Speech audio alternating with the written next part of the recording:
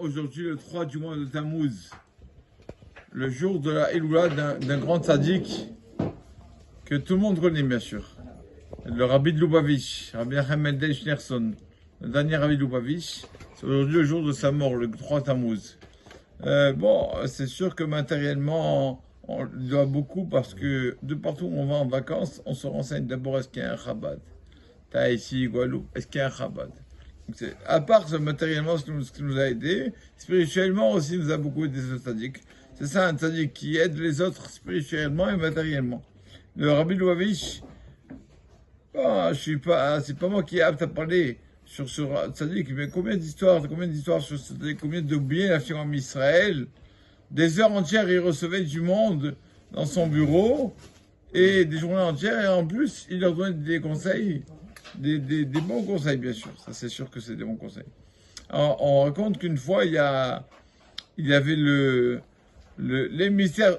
On sait tous que le Rabbi Lubavitch a placé à chaque endroit un émissaire principal. Dans chaque ville, il y a un Shaliach Chabad Rashi, on l'appelle. C'est lui qui allait, en fait, qui a les pouvoirs de gérer les autres Beth Chabad. Donc, le Rabbi a nommé un émissaire en Argentine, à Buenos Aires. Et cet émissaire raconte qu'une fois, il a un mariage à New York de sa nièce. Donc il va à New York et il dit, bon, je vais passer par le tombeau du Rabbi. Je vais voir son tombeau. Et il a un copain qui lui dit, tu veux, je t'amène en voiture, je t'amène en voiture, je prends en voiture. Et son copain dans la voiture, il lui dit, écoute, je sais très bien que j'ai pas d'enfant. J'ai été malade, donc c'est une maladie qui m'empêche d'avoir d'enfants. Je voudrais... adopter un enfant, je sais pas comment m'y prendre, juif, non juif, je sais pas comment faire. Si tu peux me prie au tombeau du Rabbi, qui m'envoie un conseil, comment me conduire avec ça, comment je dois faire. Oui, t'inquiète pas, je prierai pour toi. Et le monsieur, le rabbin de Buenos Aires, il va au tombeau du Rabbi, il prie, s'il te plaît, Rav, s'il vous plaît, ce monsieur a besoin d'un conseil, a besoin de le diriger d'une adresse ou quoi. Dis-tu comment faire? S'il vous plaît, Rabbi. Et donc, ce rabbin de Buenos Aires va après cela s'asseoir dans l'OL, là-bas où tout le monde s'assoit pour lire un peu Télim, pour étudier. Il y a le café, le thé là-bas, il y a tout dans l'OL, on appelle ça la tente. Et donc, il va là-bas s'asseoir. Il voit un jeune qui fait le Kaddish. Et donc il dit, ce jeune vient après le voir, il dit à ce rabbin de Buenos Aires, regarde la lettre que j'ai du Rabbi, l'écriture du Rabbi. C'est quoi cette lettre? C'est une lettre qui parle du Rabbi, qui parle justement sur l'adoption. Adopte comme ça, et comme ça, et fait comme ça, et fait comme ça. Et prends pas un enfant juif parce que ça va te compliquer les tâches, il faudra le convertir, etc. Prends un enfant juif. Donc, et ce monsieur, tu sais, cette lettre à qui le Rabbi l'a écrit? À mon père. Mon père n'avait pas d'enfant. Et donc, il a demandé au Rabbi comment faire pour adopter. Et le Rabbi lui a dit, fais comme ça, il fait comme ça. Voilà la lettre. Et moi, je suis l'enfant que mon père a adopté. Et aujourd'hui, je finis l'année du Kaddish sur mon père. Aujourd'hui. C'est le dernier jour. Donc voilà. Et le monsieur de Buenos Aires a dit, est-ce que je peux prendre la photo, s'il te plaît? Je prends la photo, j'envoie à un ami. Il dit non, s'il te plaît, pas de photo, c'est quelque chose d'intime, ça.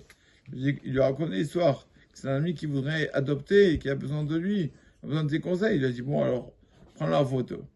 Donc voilà, le Rabbi lui a donné la réponse de suite. Dès qu'il a voulu la bonne question au Rabbi, même que le Rabbi était déjà plus de ce monde, il lui a envoyé sa réponse. C'est ça, tzadikim. Même Mitata, même qui sont morts, et Gochaim. Ça fait, tout le monde sait connaît le livre du Rabbi, Igrot Kodesh. Lettre du Rabbi. Tout le monde sait ce que les Lubavitch font avec. Quand on a une question, il pose une question au Rabbi. Le Rabbi n'est plus de ce monde. Qu'est-ce qu'ils font? Ils écrivent la question, ils mettent dans ce livre, ils mettent au hasard dans un livre, et après ils ouvrent le livre, ils voient que dans la lettre qui a été adressée à une autre personne du Rabbi, il y a des années avant, il y a la réponse à la question. Il y avait un couple. C'était l'IA qu'ils ont fait maintenant. Oui. Et là, c'est ce matin. Je veux dire, comment ça s'appelle? L'intelligence artificielle, D'accord. c'est ce qu'il avait inventé. Razak, je ne savais pas. Et donc, il y a un couple ici un couple que, pareil, ils ne savaient pas s'ils devaient se marier ou pas. Est-ce qu'ils étaient compatibles l'un à l'autre? Ils ont mis une lettre sur le rabbi, dans le livre du rabbi. Il y a marqué dans la lettre que le rabbi écrit à quelqu'un d'autre des années avant. Si vous gagnez, elle l'a fait. Leur couple sera un beau couple. Quand ils ont reçu la réponse, combien d'histoires sur les lettres du rabbi?